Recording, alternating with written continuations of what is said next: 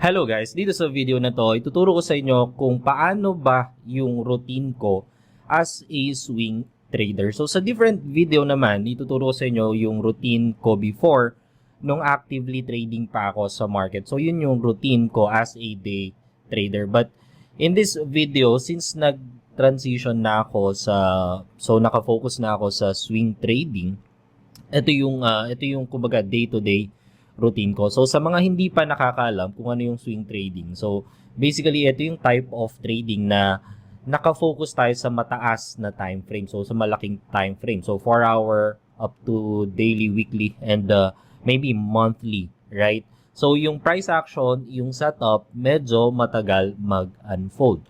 So, paano ba yung day-to-day trading activity as a swing trader? And paano rin ba tayo gumagawa ng watch list? So first of all, nagigising ako mga around 8, around 9 a.m. Syempre hindi ako agad-agad magbubukas ng chart. So sige, i-type natin dito. So ito yung pinaka-routine ko. So my daily routine as a swing trader. So number 1, wake up around 8 to 9 a.m. So, yan yung ko. So, syempre, may morning routine pa tayo. Maglilinis, maghilamos, magtututbrush, magkakape, and so on. So, mga around 10 a.m. So, 10 a.m.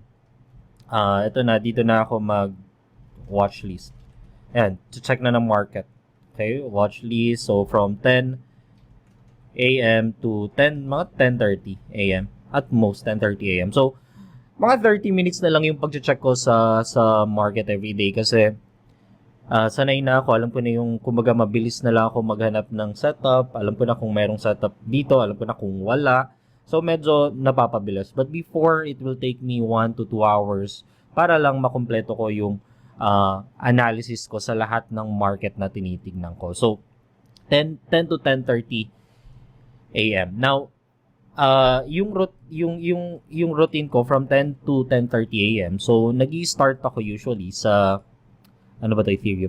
So, sa main focus market ko. So, ito yung 6 na yan. So, Euro USD, Gold, Bitcoin, Aussie, Kiwi, Euro GBP, and crude oil. So, bakit itong 6 na to? Kasi wala sila halos correlation sa ibang markets. Okay? So, parang may sarili silang mundo talaga. So, kung hindi kayo familiar sa correlation, so correlation, ibig sabihin yung pagkakapareho ng mga currency. So, for example, Euro USD and USD Swiss, highly correlated sila. So, may negative correlation sila. Bakit? Kasi, well, first of all, meron silang parehong USD na counter currency. so yun yung correlation, right? So, ito yung main focus ko. So, dyan ako nagsisimula. So, kung mapapansin nyo sa chart ko, meron akong 3. So, dito sa lower left, that's weekly time frame. Dito naman sa yung pinakamalaking chart, yan yung daily. Kasi gusto ko, kasi majority ng mga traders, mapa-swing trading, position trading, or day trader, nakafocus sila sa daily. Tinitignan nila daily. Even if ang tinitrade nila 5-minute time frame, very important nung daily close sa market. Okay, so yan yung diyan ako gumagawa ng directional bias ko. Bullish ba ako or bearish? Okay? So yung weekly more on bigger picture view siya ng market. And then, of course, yung 4-hour time frame, dito ako nag-execute ng trade ko. So for example, meron na akong directional bias based sa daily time frame. Let's say bearish. Okay, bearish yung directional bias ko. Sa 4-hour time frame, dito ako maghahanap ng setup. Okay, dito ako mag-execute ng trade ko na inline siya sa directional bias ko sa daily, which is bearish. Okay? So the way I do it, okay? So nag-start ako dito sa main market ko, right? Main market, ayusin natin. So, syempre, weekend, like ngayon, Sunday, usually dyan ako nagpa-plot ng mga levels ko. Right? So, kunyari ito, dito, may tinitignan akong setup dito. So, lalagyan ko ng mga kung ano-anong support and resistance tools na ginagamit ko, ganyan. So, Fibonacci, andyan yung moving average. So, nakasave na yan dito. So, kapag binuksan ko siya sa tomorrow, Monday, meron na akong levels, right? So, mangyayari, come Monday, come market open, madali na lang, alam ko na kung nasan yung levels na tinitingnan ko. Kasi weekend pa lang, na-prepare ko na siya. And majority ng levels ko or ng support and resistance ko, nasa daily time frame. Okay? So, ang ginagawa ko, yung mata ko from here, from weekly, pag ganun siya. Okay? Pag ganun. So, kunyari dito, wala akong directional bias dito. It means, let's say, hindi ako bullish, hindi ako bearish. So, hindi ko alam kung wala akong good read sa market. Hindi ko natitignan to. Okay? Hindi ko natitignan to. Now, kapag may setup dito, that's the time na titignan ko siya dito. Okay? So, let's say, nag-start ako Euro USD. Okay? Nasa level, pero walang any significant candlestick rejection dun sa certain level na yun. So, pass muna ako. Maybe tomorrow ulit kasi gusto ko merong candlestick rejection sa daily time frame bago ako pumunta sa lower time frame. Okay? So, let's say gold. Wala rin. Nasa middle of nowhere siya. So, pass agad ako. Hindi na ako nag-overanalyze sa market na hindi obvious yung setup and wala sa support and resistance ko. Gusto kong padaliin yung buhay ko. So, hindi na ako nag-overthink. Ano ba, mukhang nasa support. Pwede ba itong i-trade? Mukhang nasa resistance, blah, blah, blah. Hindi na. Okay, hinahayaan ko na mag-bounce man yan dyan or whatever. Alam ko kasi right now, yung gold nasa range. So, hindi ako interested na mag-trade sa middle ng range. Right? So, pass na ako agad dyan. Okay? Bitcoin. So, let's say for example, pag open ko ng chart, nandito yung Bitcoin. Okay, nandito yung Bitcoin. So, nasa level, previous resistance turned into support. May candlestick rejection dito sa daily. Okay? So, good setup siya sa akin. Directional bias ko is bullish. May andyan yung 20 and 50 moving average. Ang gagawin ko dito, lalagyan ko siya ng flag. Ano ba tawag dito? Flag or basta yan.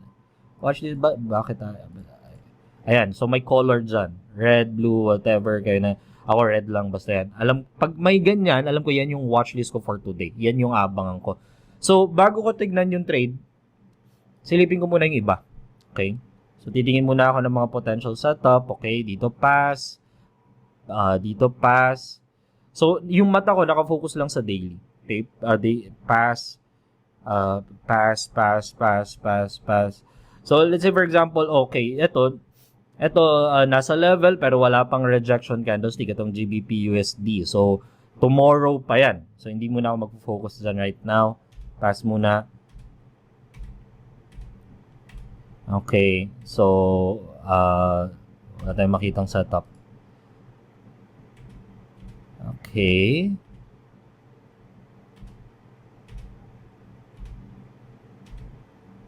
So, mukhang wala ibibigay na setup pa. Okay. Teka. Baka sa crypto, let's say, parang meron dito ito. Okay, let's say ito. Ano ba to? Cardano. Right? Cardano. Nakita ko, okay. Let's say may level tayo dito na ginawa natin from last week. Okay. So, previous resistance, nag-consolidate siya. So, parang ito failed breakout. Then, nag-drop, may aggressive move downside. Sa weekly, sobrang bearish pa rin natin. So, break and retest. Previous support, naging resistance. So, okay, merong yung price nasa resistance and then nasa level siya. May candlestick rejection, which is good. Lagay ko ulit sa watch list. Okay? So, let's say naka-flag na. So, may color na yung watch list natin. So, Bitcoin and Cardano. Now, pag na-scan ko na lahat yan, that's the time na i-dissect ko. Okay, balik tayo sa Bitcoin. Okay, anong nangyari dito? So, replay ulit natin. Okay. Okay, so nagkaroon tayo ng rejection dito sa level na to after an impulsive move. Nag-pull back siya, blah, blah, blah. So, dinaisect na natin. Then, pumunta na ako sa lower time frame. How do I trade this? Kailangan ko ng bullish price action. So, pwedeng pwede pa akong bumaba ng hourly time frame to maybe to see kung ano lang nangyayari dun sa mas maliit pa na time frame. So, hanggang ang pinaka-lowest na pwede kong tignan is 1 hour time frame. Okay? So, ang kailangan ko dito, bullish price action. So, we have double bottom, fail breakdown, impulse up. So, corrective pullback, maghabang na ako dyan. Okay? Kahit sa 4 hour na ako mag-execute. Okay? So, pullback, pwede na ako mag-trade, then, maghintay na ako ng setup ko. Okay? So, let's say, na-dissect na natin. Ano lang gagawin ko? Kasi medyo matagal to kasi 4 hour time frame to eh. Right? Ano lang gagawin ko? So, makikita nyo naman dito, meron siyang timer. Okay, so ito, 25 minutes pa bago mag-close yung 4 hour candlestick. Okay? May 25 minutes pa. So, right now, 3:34 p.m.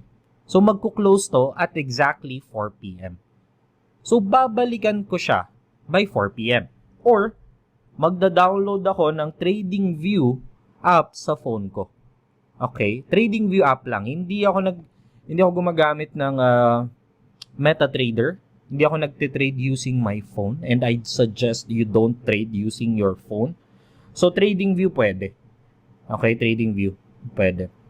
So, pwede ako mag-alarm doon, or since nakasave naman na yung mga levels ko, makikita ko na rin yun sa phone ko. Okay, so 4 p.m. Bubuksan ko yung phone ko, titingnan ko kung may setup, pumunta na yung price sa level ko, may candlestick rejection ba, yung mga criteria ko for entering the trade. Now, kung wala, edi go another 4 hours, 8 p.m. ko na. Hindi na muna ako magsa-chart, 8 p.m. ko na ulit siya, babalikan. Okay? So, ganun ko siya ginagawa. Para hindi ako nakababad sa chart. Okay? May timer dito. May timer, so alamin nyo kung anong oras magko-close. Okay? Yung market na tinitingnan nyo. So, make use of it. And then, yung TradingView, pwede kayong mag-alarm dyan, ganyan. So, same lang yan kung ang ginagamit yung time frame daily or hourly or whatever. May timer naman dito. Kaya anong oras magko-close. Okay, so i-compute nyo na lang. So yun yung routine ko as a swing trader. So 10 to 10:30 tapos na akong alam ko na kung may trade ako or wala. Sometimes depende sa setup, umaga pa lang naka-pending order na ako, then that's it. Done for the day, may na-place na ako ng order ko, limit man yan or stop entry order, depende sa setup. So, done na ako for the day. Okay, hindi ko na kailangan magbabad sa chart kasi malaking time frame naman yung ginagamit ko. And one thing pala, nakalimutan ko, so every time, bago kayo mag-open ng chart, you have to make sure na alam nyo yung high impact news na lalabas for the day. Hindi necessary kung katulad nyo, ako, hindi ako nagpufunda. Okay? Wala akong pakialam kung anong data i-release dito, positive or negative. Ang importante lang na alam ko, what time of the day and anong currency yung maapektuhan. So, kung mapapansin nyo rin, red folder lang yung naka-open sa akin. Okay? Hindi, yung mga medium impact, wala na akong pakialam doon. So, paano natin i-filter out yon? So, mag-login kayo dito sa Forex Factory, gawa kayo ng account. Then, dito, ano bang tawag dito? So, itong icon na to. Click nyo lang yan, then, yan. Uncheck nyo tong mga to. Uncheck nyo yung yellow folder, orange folder. Ang gusto ko lang dito, yung red folder. Then, apply filter. Okay? So, yan lang. Okay? At least aware ako kung kailan, kung anong oras pwedeng magkaroon ng unusual volatility sa market. Okay? So, that's pretty much it. Make it a routine lang, guys. Kung swing trader kayo, huwag kayong masyadong magbabad sa chart. Okay? Huwag kayong magbabad sa chart kasi walang matutulong sa inyo yun. Okay? Kung nasa mataas na time frame kayo, walang matutulong sa inyo yung pagtingin sa 5-minute pa, 15-minute or 1-hour time frame. Okay, make use of your time. Use it wisely. Do other things. outside trading, 'di ba? Hindi naman kailangan the whole day nakatitig tayo sa chart. Tapos yung time frame na tinitrade natin, 4-hour time frame pa or daily time frame, 'di ba? So useless kung magbababad tayo sa chart. Okay? So sa next na video, tuturo ko naman sa inyo yung routine ko before nung nagde-day trade ako.